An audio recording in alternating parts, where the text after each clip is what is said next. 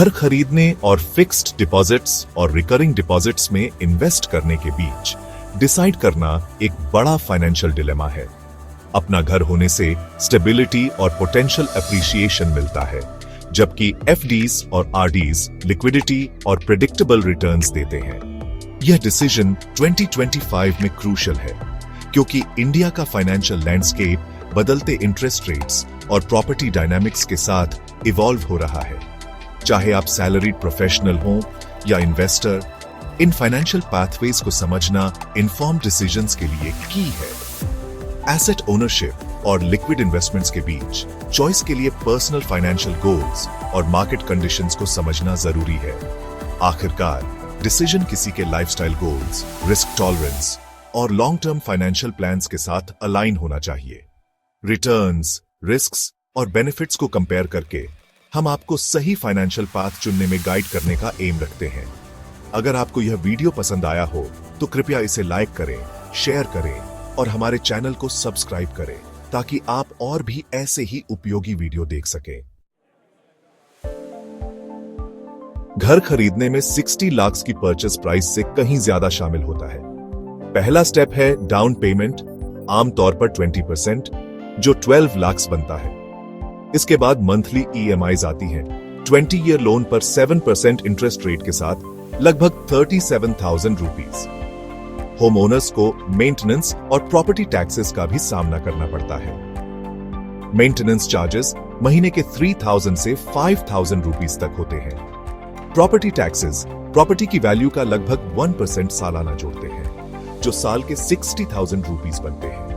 ये खर्चे home ownership के लिए जरूरी कमिटमेंट को हाईलाइट करते हैं, लेकिन कैपिटल एप्रिसिएशन का long term potential in costs को ऑफसेट कर सकता है। इन फाइनेंशियल और पर्सनल बेनिफिट्स को सिग्निफिकेंट कॉस्ट्स के सामने तौलना होगा, ताकि यह तय किया जा सके कि होम ओनरशिप किसी की स्ट्रेटजी के साथ अलाइन करता है या नहीं। इंडिया में रियल एस्टेट अक्सर दशकों में काफी अप्रिशिएट होता है। कैपिटल एप्रिसिएशन लोकेशन, इंफ्रास्ट्रक्चर और मार्केट कंडीशंस पर डिपेंड करता है। प्राइम लोकेशंस में प्रॉपर्टी वैल्यूज 15 से 20 सालों में डबल या ट्रिपल हो सकती है। होम ओनरशिप सिक्योरिटी और स्टेबिलिटी देता है, बिना किसी रेस्ट्रिक्शन के पर्सनलाइजेशन अलाउ करता है। रेंटिंग के विपरीत ओनिंग परमानेंस और अपनेपन का एहसास देता है। एक घर आने वाली पीढ़ियों के लिए लेगेसी बन सकता है, जो फाइनेंशियल कंसिडरेशन से परे है। रियल एस्टेट इन्वेस्टमेंट में इन एडवांटेजेस को फाइनेंशियल रिस्पॉन्सिबिलिटीज के साथ बैलेंस करना एसेंशियल है। एफडीज और आरडीज में 60 लाख इन्वेस्ट करना होम ओनरशिप का एक लिक्विड ऑल्टरनेटिव है। फिक्स्ड डिपॉजिट्स 5 से 7% के बीच एनुअल रिटर्न्स देते हैं, जिससे महीने का करीब 35,000 रुपीज का इंटरेस्ट बनता है। Recurring deposit systematic contributions allow करते हैं, जिससे टाइम के साथ सेविंग्स बढ़ती है। ये डिपॉजिट्स प्रेडिक्टेबल रिटर्न्स और मिनिमल रिस्क ऑफर करते हैं। रेंटिंग, जिसमें महीने का 20,000 से 25,000 रुपीज खर्च होता है, उसमें लॉन्ग टर्म कमिटमेंट शामिल नहीं होता। एफडीज और आरडीज लिक्विडिटी ऑफर करते हैं, जिससे जरूरत पड़ने पर फंड्स तक क्विक एक्सेस मिलता है। गैप 2S, यह स्ट्रेटजी उन लोगों के लिए सूट करती है जो लॉन्ग टर्म एसेट एक्यूमुलेशन के बजाय फाइनेंशियल फ्लेक्सिबिलिटी को प्रायोरिटाइज करते हैं। यह डिपॉजिट्स के जरिए स्टेबल इनकम इंश्योर करते हुए एक डाइवर्सिफाइड पोर्टफोलियो मेंटेन करने की अलाउ देता है।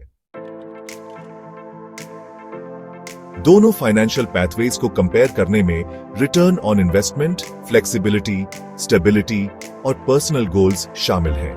Real estate substantial long term returns का वादा करता है, लेकिन कमिटमेंट और मार्केट रिस्क की डिमांड करता है। एफडीज और आरडीज कम रिस्क के साथ स्टेबल, प्रेडिक्टेबल रिटर्न्स ऑफर करते हैं।